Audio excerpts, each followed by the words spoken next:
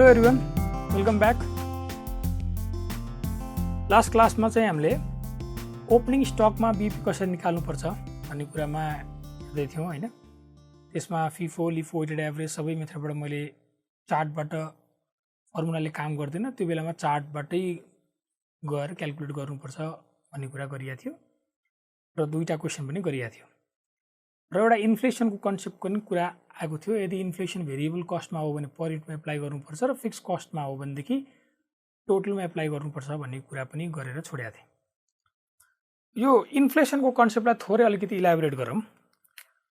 त्यो लेखिहाल्नुहोस्, किन ठाउँ ठाउँमा यो इन्फ्लेसनको कन्सेप्ट उठिरहन्छ क्या। त्यो भएर अहिले क्लियर गरिहालौँ। पहिला कुरा यो इन्फ्लेसन के कसरी एप्लाई हुने हो, के हो यसको रिलेटेड कन्सेप्ट, सबै कुराहरू क्लियर गरिहालौँ यहाँ। त लेख्नुहोस् त यहाँ पहिला कन्सेप्ट अफ इन्फ्लेसन।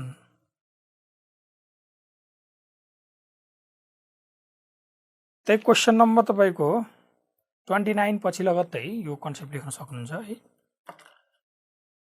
जस्तै एउटा इक्जाम्पल लिउँ ल, एउटा इक्जाम्पल लिउँ।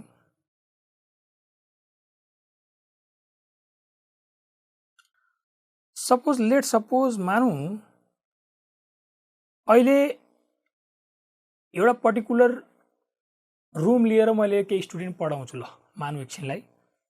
खर्च रेन्टको खर्च आउँदो रहेछ मलाई, मानौँ 5000 रुपियाँ एउटा रुमको खर्च। अर्को खर्च जुन आउँछ बुकको खर्च, त्यो चाहिँ at the rate ₹100 per book. Let suppose कि एउटा पर्टिकुलर किताबलाई प्रिन्ट गर्नलाई 100 रुपियाँ खर्च आउँछ, यस्तो छ। र अहिले मसँग नम्बर अफ स्टुडेन्ट चाहिँ लेट सपोज 50 स्टुडेन्ट छन्।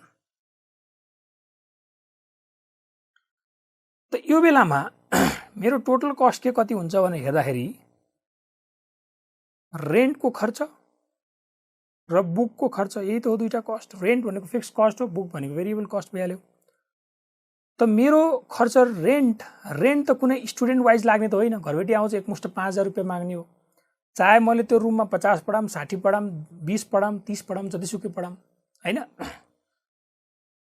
त रेन्ट त उति नै लाग्छ मलाई, चाहे जतिसुकै पढाऊँ। त यो रेन्ट फिक्स्ड भइहाल्यो। त टोटल जुन कस्ट हो यो 5000, अनि स्टुडेन्ट 50 भएको भएर किताब चाहिँ पर स्टुडेन्ट लाग्ने भयो। 50 स्टुडेन्ट भनेपछि 50 बुक एट द रेट 100 भनेपछि 10,000 रुपियाँ मेरो टोटल कस्ट आएन। टोटल कस्ट 10,000 आयो। यसलाई मैले पर स्टुडेन्ट एक्सप्रेस गर्न चाहेँ भने, पर स्टुडेन्ट मलाई कति पर्दो रहेछ भनेर चाहेँ भने, एक्सप्रेस गर्न खोजेँ भनेदेखि यो 5000 डिभाइड बाई 50 100 रुपियाँ हुने भयो। अनि यो 5000 डिभाइड बाई 50 यो पनि 100 रुपियाँ हुने भयो। गरेपछि एट द रेट 200 रुपियाँ पर स्टुडेन्ट, 200 × 50 यसरी गर्न पाइयो। यो भयो करेन्ट सिनारियो। यो भयो current scenario. Let suppose future सिनारियोमा के भयो भने इन्फ्लेसन 10% भने 10% महँगी छ भन्दैछ। केमा? रेन्टमा पनि, बुकको प्रिन्टिङको खर्चमा पनि। अनि नम्बर अफ स्टुडेन्ट जुन हो,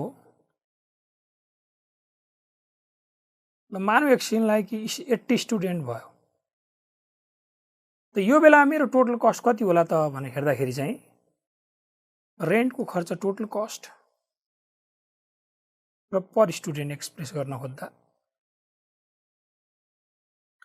अब रेन्टको खर्च मलाई तरिकाले सोचेर भन्नुहोस्, रेन्टको खर्च कति लाग्ला। अब फ्युचरमा रेन्टको खर्च के कस्तो होला त? 10% इन्फ्लेसन हुँदैछ, यसको अर्थ रेन्ट कति हुन्छ होला? 5000 × 110 हुन्छ कि 100 × 110 × 80 स्टुडेन्ट हुन्छ? बताउनुहोस्। 5000 × 110% हुन्छ कि एक स्टुडेन्टलाई 100 थियो, त 100 × 110% × 80 स्टुडेन्ट हुन्छ? बताउनुहोस् के हुन्छ होला? त त कुरा के हो भने खर्च जसरी इन्कर हुन्छ त्यसरी नै महँगीले छुन्छ। घरबेटी एकमुष्ट भाडा माग्न आउँछ, पर स्टुडेन्ट उसलाई के मतलब, कतिजना राखेर पढाएको के मतलब हुन्छ र? हामीले एक्सप्रेस मात्रै गरेको हो क्या, प्रति स्टुडेन्ट मलाई 100 पर्या रहेछ। फिक्स कस्ट त टोटालिटीमा इन्कर हुने, टोटल सेम रहन्छ, पर युनिट चाहिँ बढ्ने घट्ने हुन्छ भनेको छौँ नि होइन हामी। भनेपछि फिक्स कस्ट टोटालिटीमा इन्कर हुन्छ भनेपछि महँगीले पनि त्यसलाई टोटलमै छुन्छ। भनेपछि यो हुँदैन, यो 5500 रुपियाँ तिर्न पर्छ।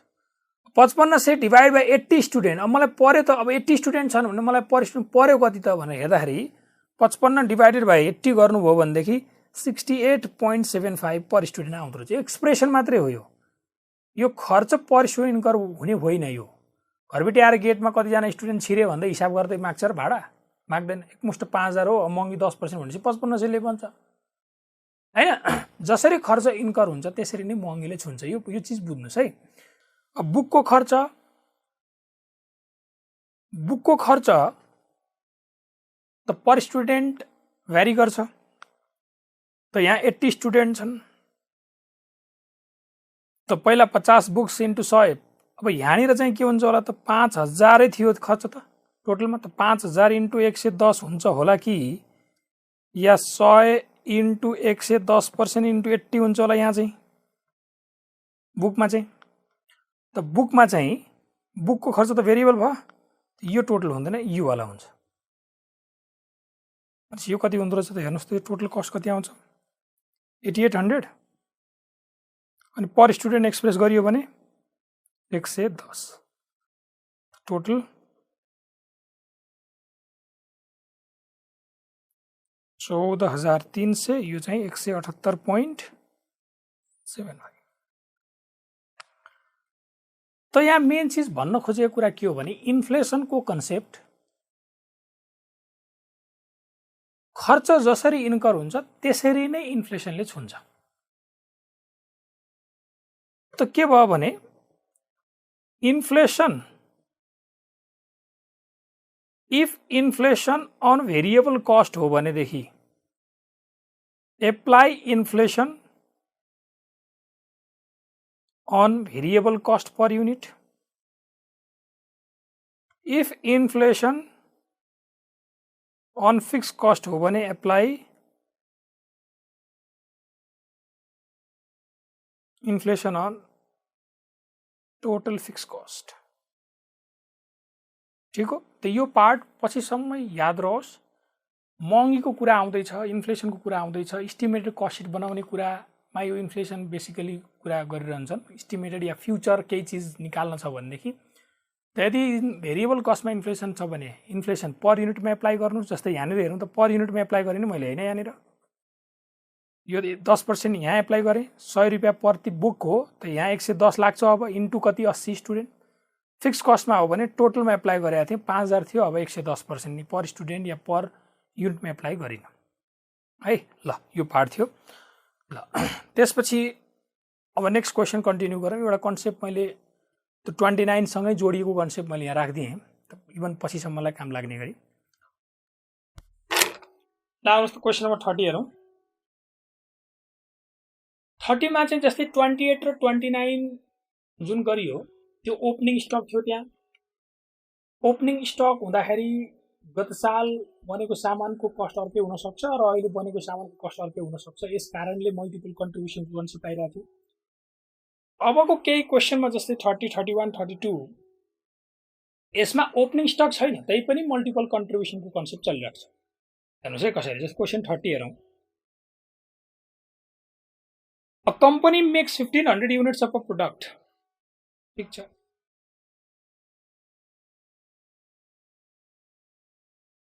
त 1500 युनिट्स बनाउँदाखेरि सेल्स 1,20,000 भन्यो। यहाँबाट सेलिङ प्राइस पर युनिट आइहाल्ने भयो। Direct material 30,000, direct labour, variable overhead, सब total variable cost, fix cost जोडेर अनि त्यसपछि प्रफिट दियो। After the first 500 units of production the company has to pay a premium of ₹6 per unit towards overtime labour. 500 unit बनिसकेपछि चाहिँ company has to pay a premium of ₹6 per unit. 500 पछिका युनिटमा चाहिँ ₹6 extra तिर्नुपर्छ। Overtime premium, overtime लेबरलाई ₹6 extra तिर्नुपर्छ भन्यो। यहाँ ओभर टाइम जुन छ नि त्यो पर युनिटमै सिधै छ क्या। जस्तै 500 युनिटभन्दा माथि बनाउँदाखेरि त्यो माथि बनेको युनिट्समा चाहिँ लेबर कस्ट ₹6 बढी हुनेवाला छ। यसको मतलब 500 युनिटसम्म एउटा लेबर कस्ट हुन्छ, 500 भन्दा माथि ₹6 बढी हुनेवाला लेबर कस्ट हुन्छ, त्यो ओभर टाइम प्रिमियमले गर्दा। The premium so paid has been included in the direct labour cost of 36,000 given है। फेरि यो 36,000 मा इन्क्लुड छ है त्यो प्रिमियम जुन तिरिएको छ। त्यो किन भनिरहेको छ भने 1500 युनिट बनाउँदाखेरि त 500 भन्दा माथि 1000 युनिट बन्यो नि त, होइन र? त 500 युनिटसम्म एउटा लेबर कस्ट, 500 भन्दा माथि त्यो जुन लेबर कस्ट हो प्लस ₹6 गरेर आएको 36,000 हो। You are required to compute the break even point. त्यसो भए बीईपी पोइन्ट बताउनुहोस् भन्छ। त यहाँ पनि तपाईको 500 युनिटसम्म भेरिएबल कस्ट पर युनिट एउटा हुने भयो। मटेरियल, लेबर र भेरिएबल ओभरहेडको भेरिएबल पोर्सन जोड्दाखेरि हैन 500 युनिट भन्दा माथि चाहिँ ₹6 बढीले भेरिएबल कस्ट हुने भयो। यसको अर्थ 500 युनिटसम्म एउटा कन्ट्रिब्युसन, 500 युनिट भन्दा माथि अर्को कन्ट्रिब्युसन आइहाल्यो। त यो क्वेसनमा कहीँ पनि तपाईले स्टक देख्नुभयो, ओपनिङ स्टक छैन नि, त्यही पनि मल्टिपल कन्ट्रिब्युसन कुरा आइरहेको छ। यस्तोलाई पनि फेरि फर्मुलाबाट भन्दा पनि चार्टबाटै गएर सोल्युसन गरिदिनुहोस्। ल आउनुहोस् गरौँ। Question number 30। त सेल्स कति गर्न पर्ला इन्टु सेलिङ प्राइस कति हो त? सेलिङ प्राइस एकचोटि निकाल्नुहोस् त। 1,20,000 divided by 1500 unit. The selling price रहेछ ₹80।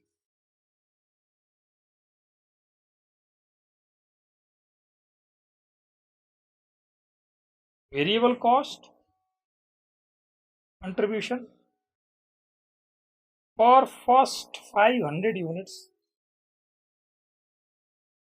अनि above 500 units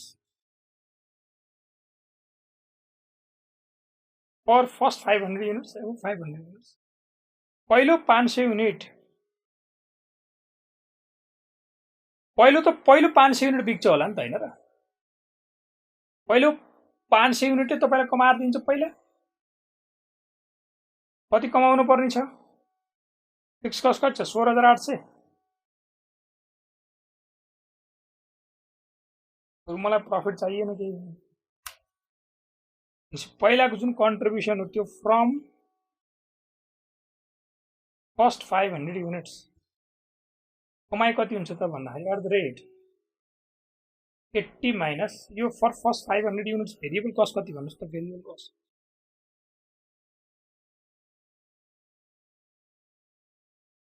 direct material 30,000 divide by 1500 गर्नुभयो भने यो आउँदो रहेछ ₹20 मेटेरियलको नाममा है। प्लस अब लेबर भित्र त यहाँ त ओटी प्रिमियम पनि छ, त्यसलाई हेरौँला अहिले। भेरिएबल ओभरहेड यो अहिले पार्ट छोडिदिनुहोस्। प्लस अनि ₹10 चाहिँ भेरिएबल ओभरहेड। त यहाँ जति छ 20 प्लस यो भन्दा ₹6 बढी हुनेवाला छ। देखो अब पहिला भेरिएबल कस्ट कम्प्लिट गर्नको लागि यो यसभित्रको नर्मल लेबर आवर रेट कति हो र ओटी सहित कति हो भने निकाल्नु पर्यो। वर्किङ नोट 1 मा calculation of normal labour rate per unit, per hour हैन, पर युनिटमा छ एक्सप्रेसन यहाँ लेबर रेट। त लेट सपोज ₹x मानौँ। त पहिलो 500 युनिट इन्टु x प्लस अनि 1500 बिग्दाखेरि त नेक्स्ट 1000 युनिटमा चाहिँ x प्लस 6 तिरियो होला। यसो गरेर आयो कति? 36,000। यसो गरेर आयो टोटल 36,000। किनकि यहाँनिर यो 1500 युनिट जब बिकिरहेको थियो, यो 1500 युनिट बनाउँदाखेरि 36,000 को कस्टमा त 500 इन्टु x लाग्यो होला, अनि 1000 इन्टु x प्लस 6 लगाएर 36 आएको होला नि त, हैन र? यो 1500 बनाउँदा भनेपछि यसलाई सल्भ गर्नुभयो भने देयरफोर यक्स यो सल्भ भएर आउँदो रहेछ, यो आउँदो रहेछ ₹20 पर युनिट। यो भनेको normal labour rate per unit हो। यो चाहिँ पर फर्स्ट 500 युनिट्सको लागि हो हैन। Therefore labour rate per unit above 500 units प्रिमियमको कारणले गर्दाखेरि 20 + 6 26 पर युनिट हुने। भनेपछि यो ₹20 यहाँ हुने भयो अनि यो 26 हुने। भनेपछि टोटल लगाउँदाखेरि यो ₹50 यो ₹56। भनेपछि पहिलो 500 मा कति हुन्छ त 80 - 50 30 को दरले। भनेपछि 15,000 पहिलो 500 ले कमायो। त्यसै बाँकी 1,800 यहाँ ब्यालेन्सिङ फिगर 500 भन्दा माथिकोले कमाउनु पर्यो। एबोभ 500 युनिट्स कति युनिट चाहियो त कमाउँछ कति त भन्दाखेरि यहाँ त 80 - 56 भनेपछि 24 को दरले कमाइ हुन्छ। त 1800 कमाउन छ 24 को दरले भनेपछि युनिट कति चाहियो 75 युनिट। यो 1800 डिवाइडेड बाइ 24 गर्नुहोस् 75 युनिट। यसको मतलब देयरफोर बीईपी के भयो 575 यसरी।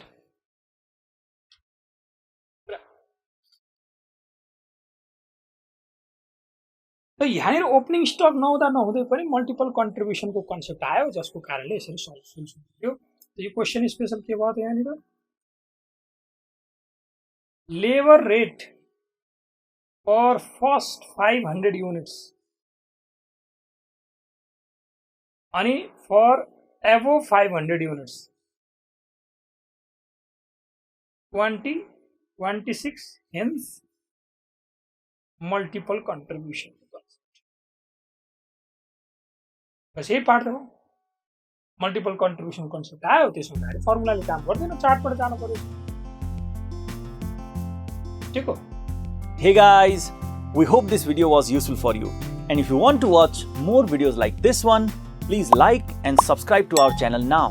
Also, you can download our app on Google Play as well as App Store.